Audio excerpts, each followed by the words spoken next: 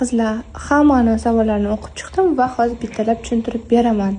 Qaranglar, mana bu penkasi qizlar. The Black penka yog'li, akneli, problemli ko'jalar, po'ralar kengayib ketgan, qora tochkalari bor yoki bo'lmasam aknelari bor bo'lgan ko'jalar uchun mo'ljallangan именно. Ertalab va kechqurun yuz yuvish uchun mo'ljallangan.